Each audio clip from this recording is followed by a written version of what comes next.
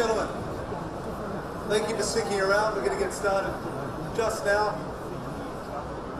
Thank you all for coming. It's really a real pleasure for me to be hosting the next 3 sessions.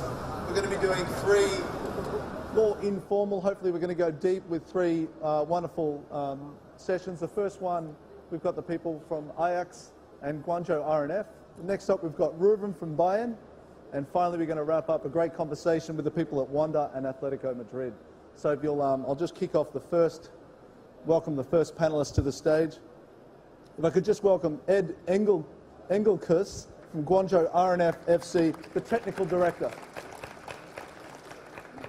Next up, we've got Corné Groenendijk from the AFC Ajax, the manager Ajax Coaching Academy.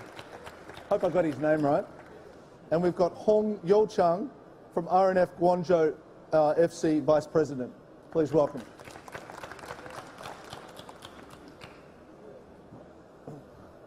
Welcome. Thank you very much. How are you feeling? You happy to be here at Soccerex? Great to be here. Yeah. So just to give everyone some background, you now live in China. I am. And you've been there for how long now? You've now based in the Guangdong province. Just a few days, but we went here in January already, so okay. We come back because of the visa. Right. It was quite a problem. Okay. Have you sorted out your visa issues? Yeah, it's solved. Yeah. You're not the only foreigner in China to have visa issues, but I hope that's all worked out for you. Yeah, great. Yeah. So let's just help everyone understand, how did this partnership come about? You formed an official partnership with Guangzhou R&F to form a professional youth academy in China. How did this partnership come about? I might pass that over to you, Corné. Yeah.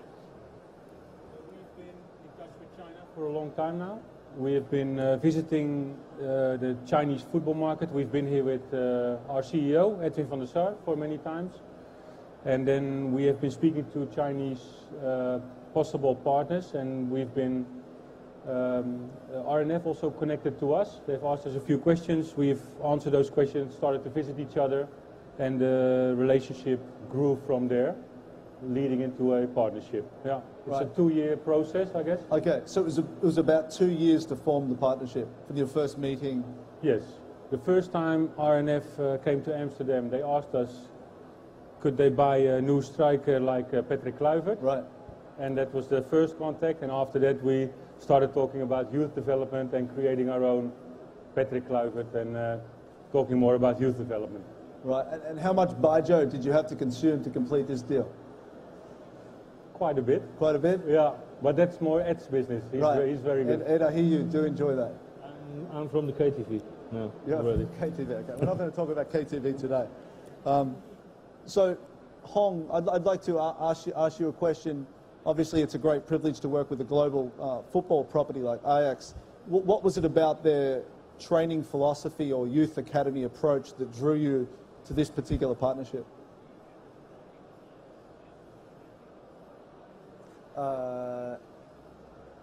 因为在我们的心目中呢，阿贾克斯是全球最伟大的一个俱乐部，没有第二个，并且他们的青训在历史上还有在现在全球范围上，我们认为是最棒的。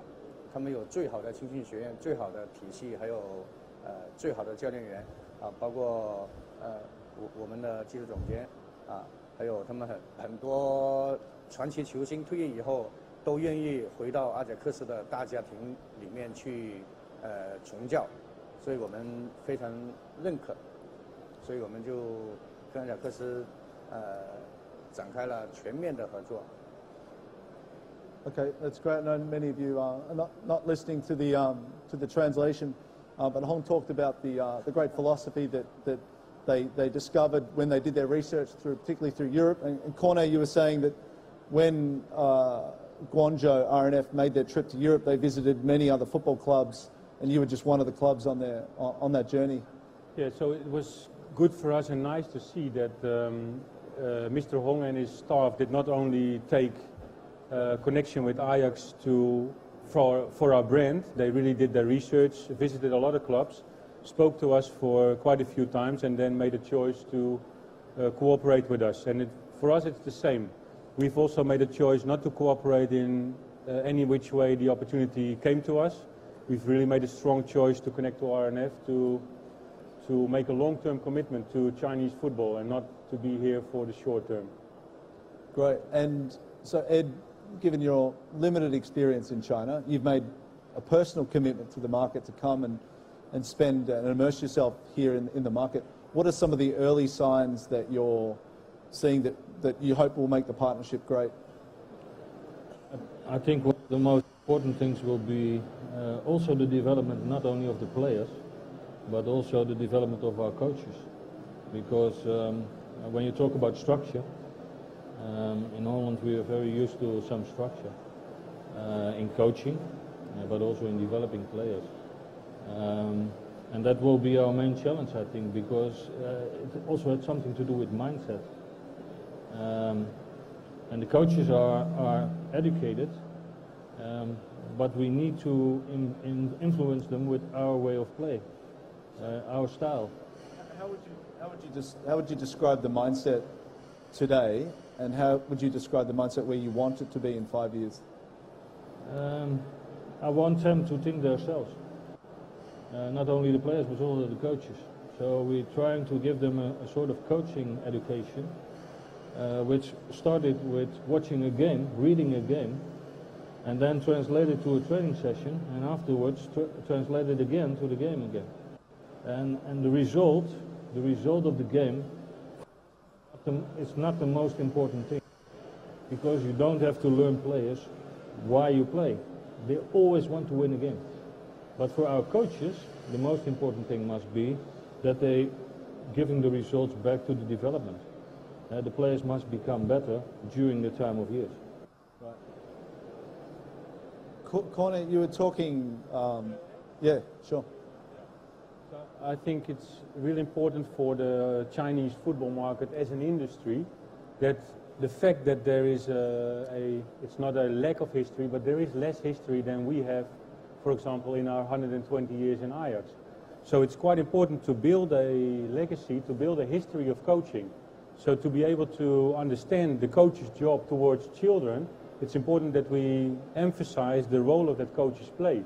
And in our environment in the Netherlands or in Europe in general, it's much easier because a lot of people that coach in football come from football. So we think it's quite important that we take our time to emphasize, educate coaches and to get a good understanding of what we try to do on the long term rather than on the short term. Right. Mr. Hong, do you see this academy approach growing in other cities under Guangzhou R&F? Do you want, is it just one facility that you have planned? Do you have more facilities planned? 在前天，在我们足校的总部，就是广东省的中国的足球之乡梅州市，我们学校的总部就在梅州市。前天我们和长沙市共同签约，在长沙市合办了一个分校。那么未来我们会以这种模式，把富力和阿贾克斯的青训理念会逐步的在全中国去推广，这个我们未来的计划，也是我们跟阿贾克斯在一直探讨的过程中，我们大家一起认为，阿贾克斯进来跟富力合作，不仅仅限于跟富力一家，那么我们要通过富力来把整个中国的足球水平把它推动上去。Okay, great. Ed, just on that, how, as a foreigner coming into this market, I imagine your Chinese is not great. Your English is good. Not yet. How do you see your ability to communicate with the young players? Do they speak English? You have a full-time translator by your side? Yeah. That's one of the challenges also. But in football, you speak the same language normally, so you can also show them some videos or give an example, and children will understand. But you first have to know what's the meaning of the example you give them. We can send over everything in exercises to the coaches, but if they don't understand what they are doing, then they say the wrong thing to the children. So we need to make sure that the language, the way of looking, but also of speaking about football is the same. And how many children do you have in the academy now? Around 327. And what do you expect that to grow to over the next 5 years? Do you have a top line number? No, we didn't spoke about that because we just spoke about the composition of the teams. Right. I think it must be, maybe we have to increase instead of extend because you want to have the best players with each other. And now it's more average with players which are quite good and the best don't develop them. So we have to bring the best together. And the average has to come on the second place. Right. So I'm just going to switch it to the business side of the football club. This is a different strategy for a global football team coming into the market with a major strategic partnership at the youth level. Is this the cornerstone to your China entry strategy from a club perspective in terms of growing your brand and your marketing and your footprint? Yes. For us, it's Ajax as a brand is still very much alive in the global football market, and our youth academy is doing very well. We're a top 5 youth academy. We've been delivering players over the last 60 years. So I think that's a strategy that has worked for us. Now to be able to promote that into the global football market is a new choice we've made. We've done it in Amsterdam, but we're also running into the business ceilings of our model. So the sponsor market in the Netherlands, the spectator market, it's all full. And we also have to be able to keep our global name alive. So we want to expand more globally, but we do it from a very content-driven perspective. So it's not to put our name out into the market as much as we can. Like you said, the cornerstone, we want to do this very well, do the R&F partnership as good as we can, and from there grow our brand. And we want to do this in more places. We've been in Cape Town for many years. Okay. We've signed a partnership in Japan and one in Australia with Sydney FC and Sagan Tosu. We want to be very specific about the partners that we choose. So is it fair to say then this academy strategy is a revenue driver?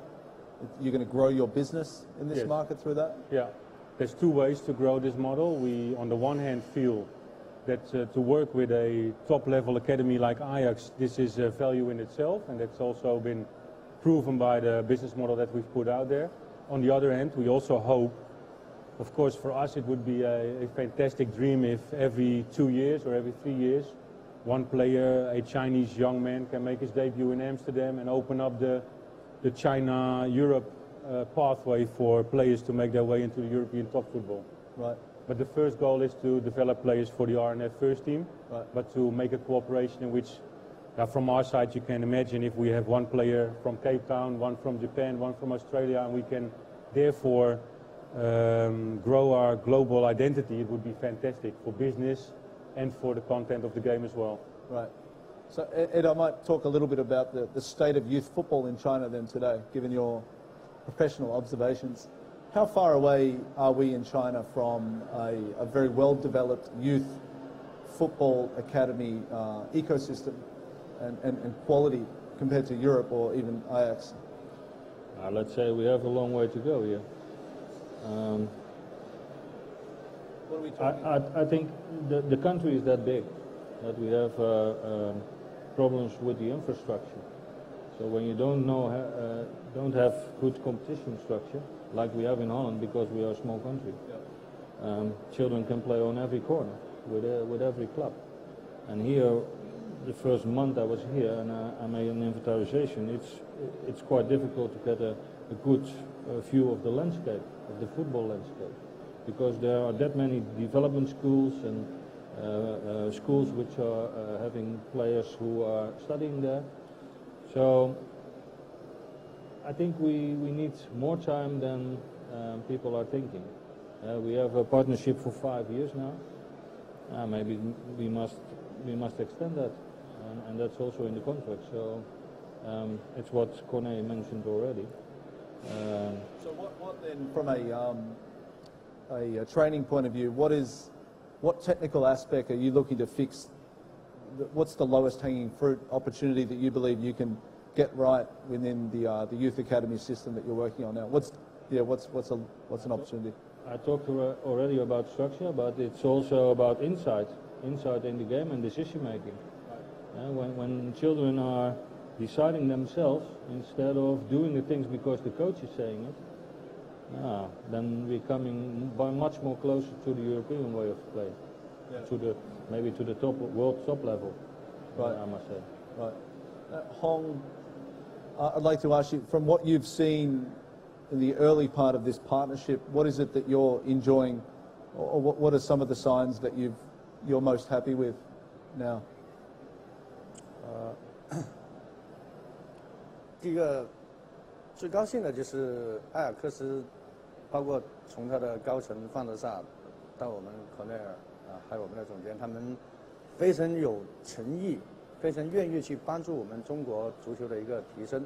这个我可以从他们的眼神、他们的肢体语言可以感受到，他们非常迫切来帮助我们，这个我是非常高兴的。那么其次呢，他们愿意把阿雅克斯成功的经验全部复制到我们中国，并且还会根据我们中国的实际情况会进行调整，这个也是我们两家达成合作的一个基础。Okay. Right. Corné, do you have anything to add to what they're experiencing now? Is this where do you see it playing out over the next 6 months? What are your short-term goals at your level? So it's nice to hear that at least the way we feel has been received by Mr. Hong and his people as it is. We are sincere about our goals, and in 5 years' time, or maybe longer, depending on how things go, we do hope to have youth players making their debut in the R&F first team. That's our further away goal. First goal now is to show our commitment, to have Ed start his coaching classes, to have children develop, to talk about football structures within the club but also in the region, to have a overview, and that's I think one of the biggest goals we have. We don't want to be able to, we don't only want to put a coach on in front of a group of kids, we want to be involved in the full system.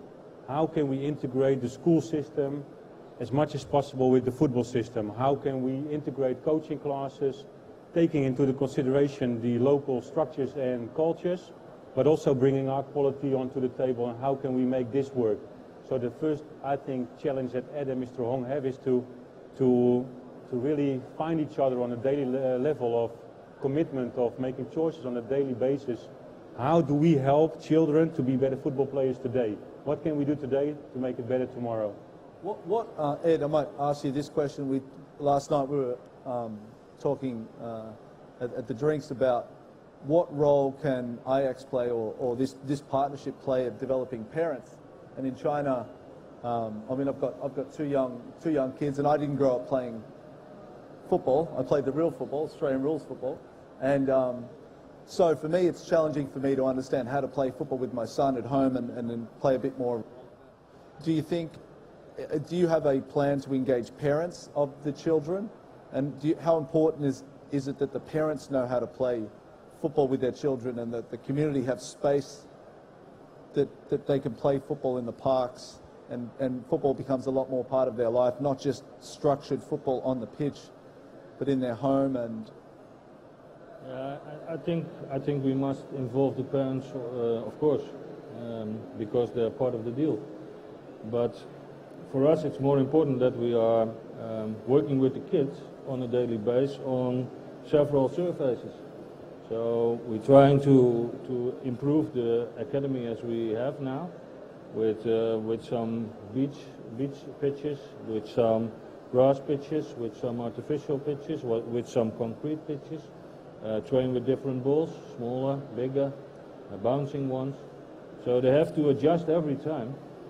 But first of all, we need to explain to the parents why we are doing it.